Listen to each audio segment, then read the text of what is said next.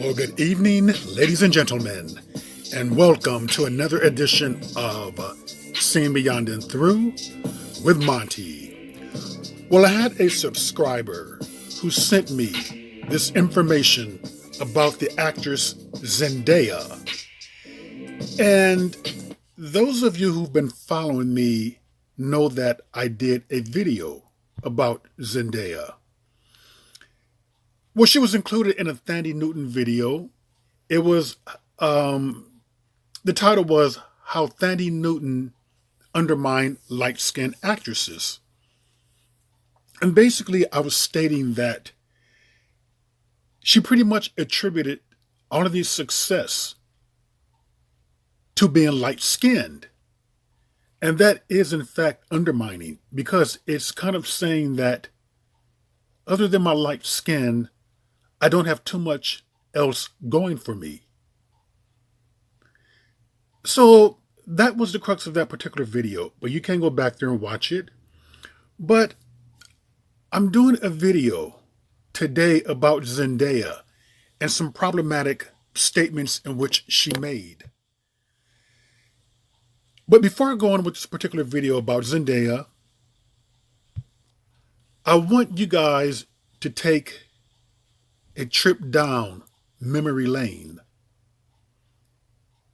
because Zendaya is actually having her Thandie Newton moment. Listen to the video by Thandie Newton, and then listen to the video by Zendaya.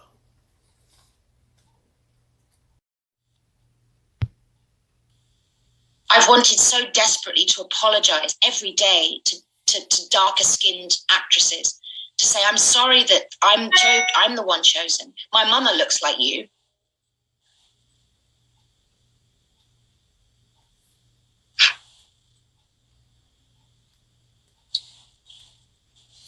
My mum looks like you. And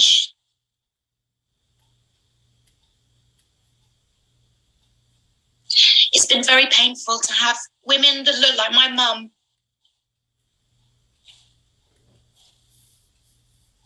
feel like I'm not representing them, that I'm taking from them, taking their men, taking their work, taking their truth.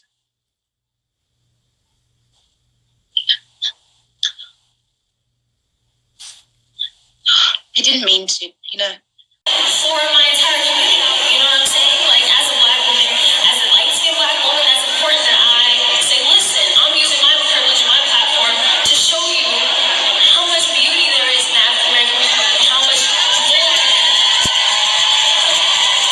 Because, you know, I always find it weird that Hollywood, I mean, I wish you guys could be in these meetings, but Hollywood, I am, you know, Hollywood's, I guess you could say, acceptable version of a black girl, and that has to change.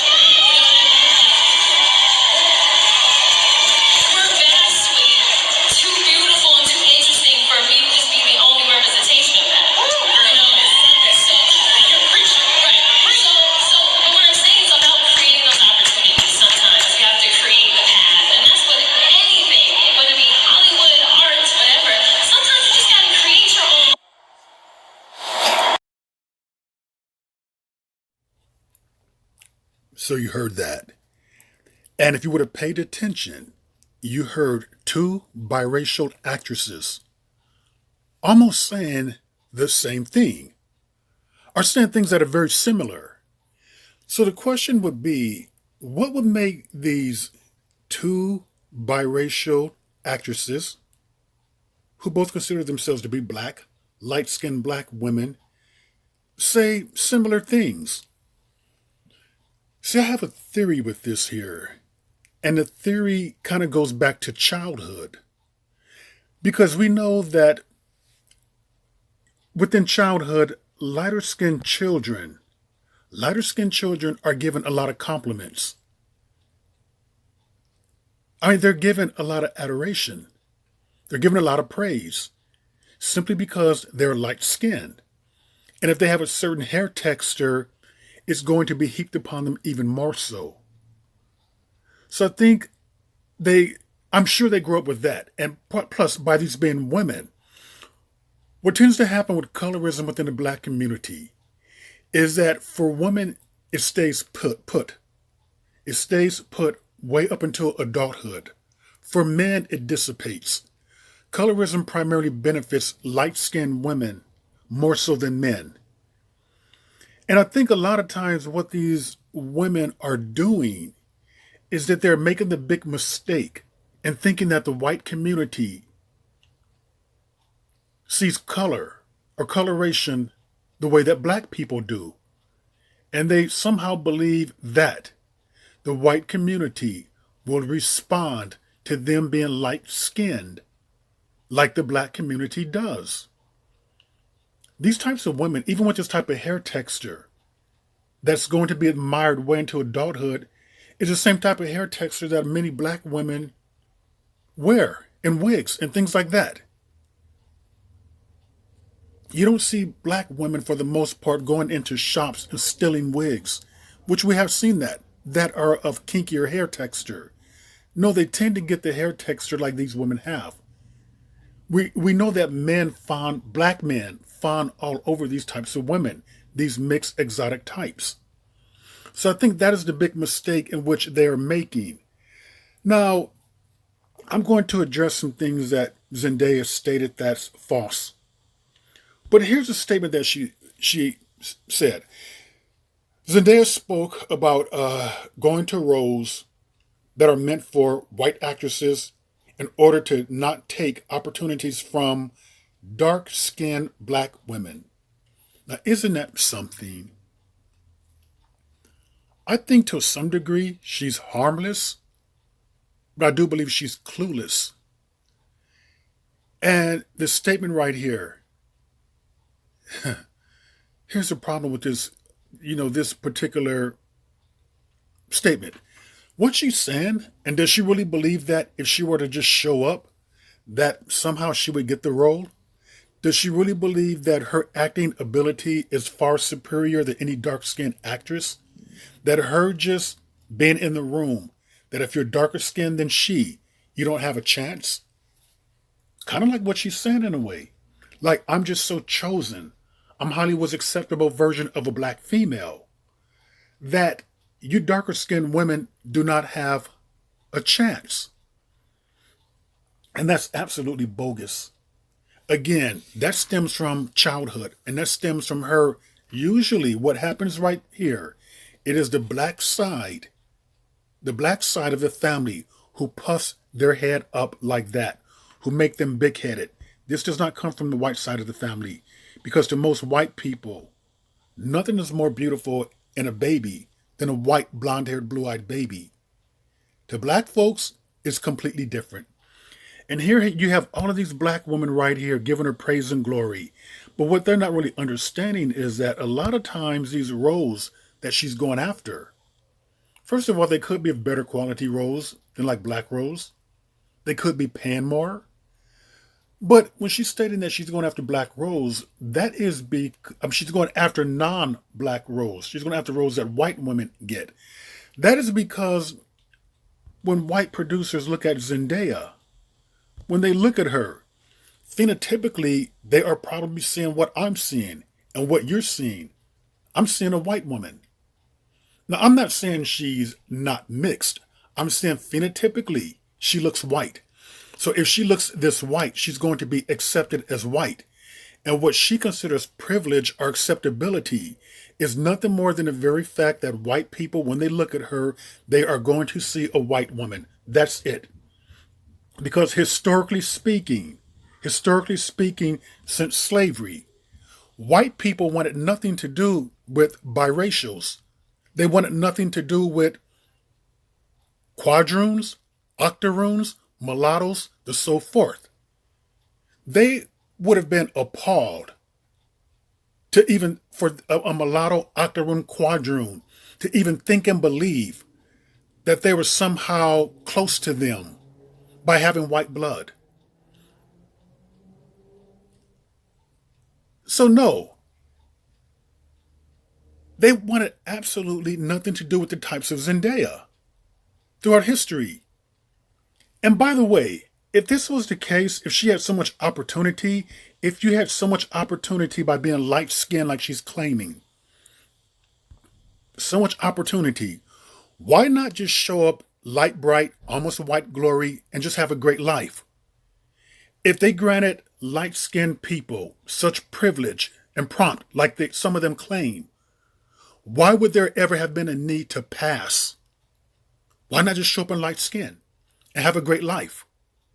No, you had to pass because if there was any type of discernible blackness within you, you would be treated just like any other black person.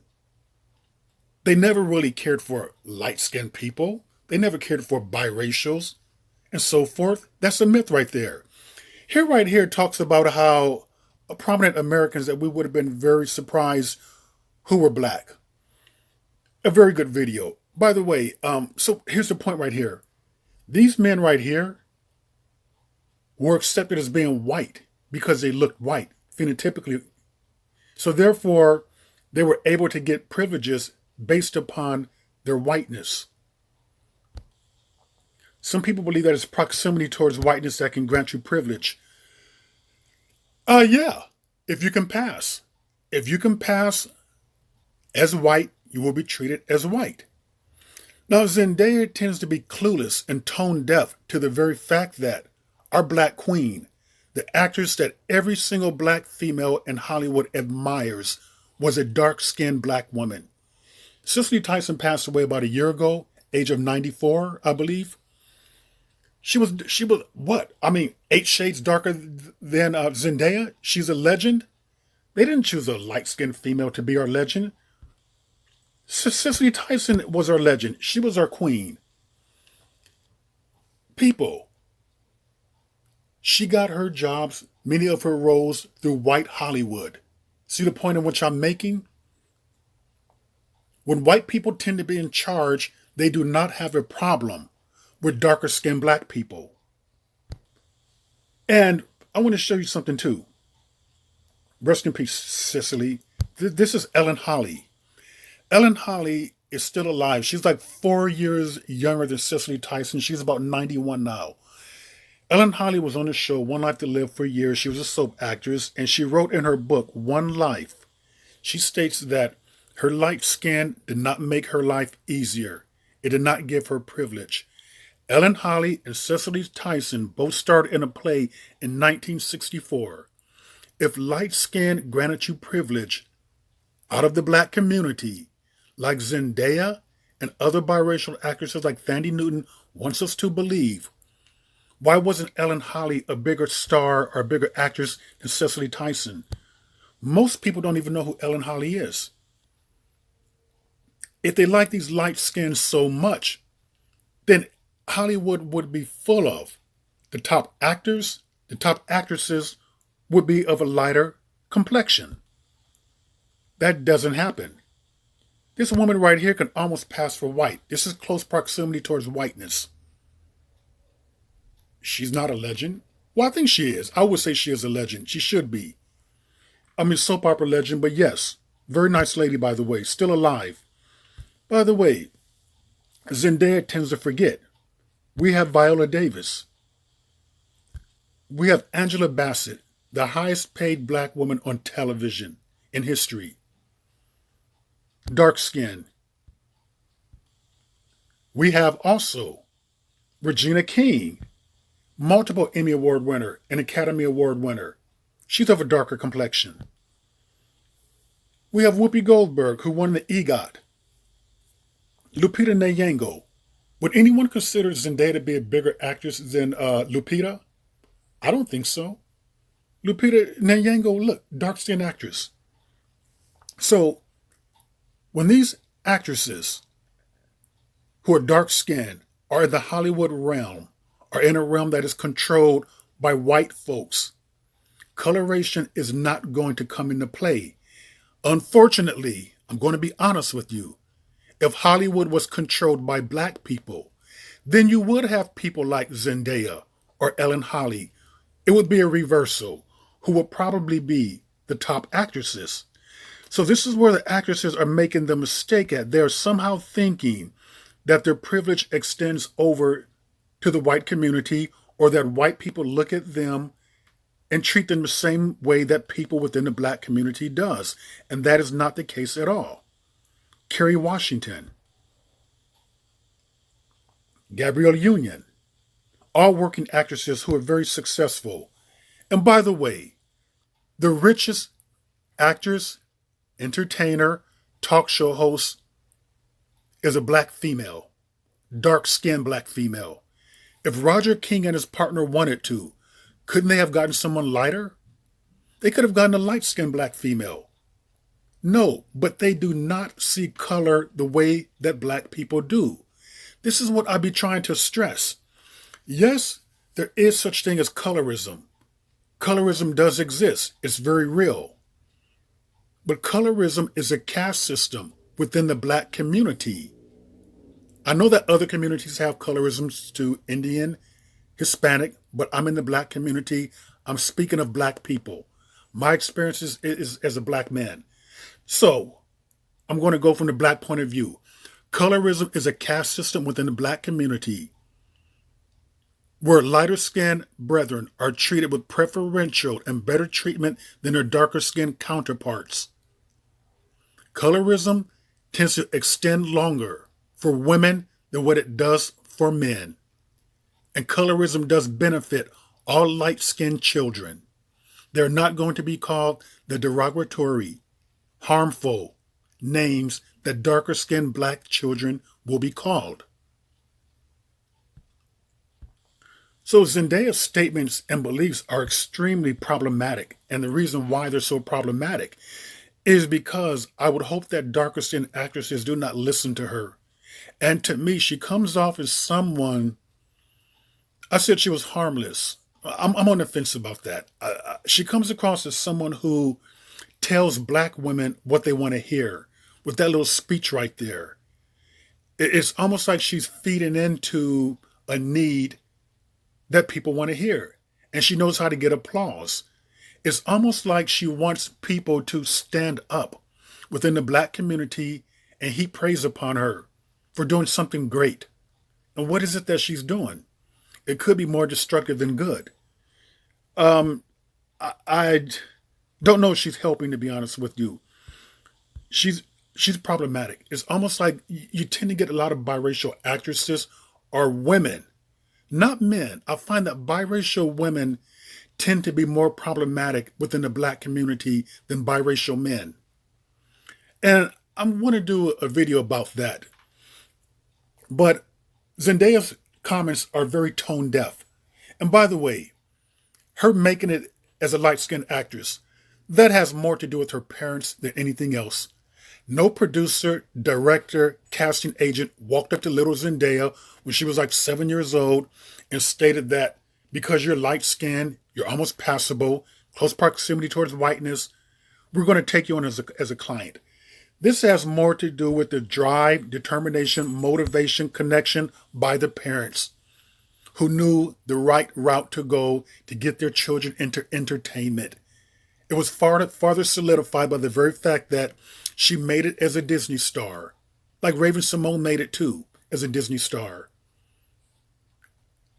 And there's another girl, I can't think of her name at the moment, Sky Jackson, made it as a Disney star. And she was able, through luck, to propel that into adulthood. Pretty much all that's about there. And of course, she's going to be considered for roles in the light. And as a white actress, the reason why is because she looks white. Phenotypically, no one's going to cast her as a black female, I don't think. She says she's Hollywood's version of a black female. This is Hollywood's version of a black female. When I think black, I think of Lupita. I don't necessarily think of someone like Zendaya. If I were a casting director looking for a black female, Zendaya would not be what I would be looking for. I would not want a Zendaya type. I just don't see any blackness in her at all. So therefore, I made this video because this is like the second time that this actress has said problematic things. A lot of it could be because she's young. She needs to mature. She needs to grow. And with time, if she's open, that will happen. But usually with things like this here, with her beliefs, I find that sometimes there's a superiority slash inferiority complex at play. Superiority believes that she speaks this way and Thandie speaks that way because they have been taught, indoctrinated, that they are somehow better than darker skinned actresses, darker skinned women. And they get on this guilt trip now where they have a need to go back and save these darker skinned women, to help them out, like they're a savior. This is why they like the applause. They want to be applauded for what they believe they're doing. Inferiority complex comes in because they truly want to believe that the white community is more accepting and embracing of them because they look similar to them, and that makes them feel good. So, black women, I would caution you about having this type of biracial female as a spokesperson. And one thing strange, you never heard Halle Berry say that. Halle Berry never has said anything on the such as like these actresses are saying here. Halle comes off to me like she's more in tune with black women, that she doesn't have this superiority complex, that she thinks she's better. But they come from a different place, a different playing field. Usually what you'll find with this type of belief, they'll get a wake-up call and be sorely disappointed. And with that, ladies and gentlemen, that is another edition of Seeing Beyond and Through with Monty, and I will see you all beyond and through.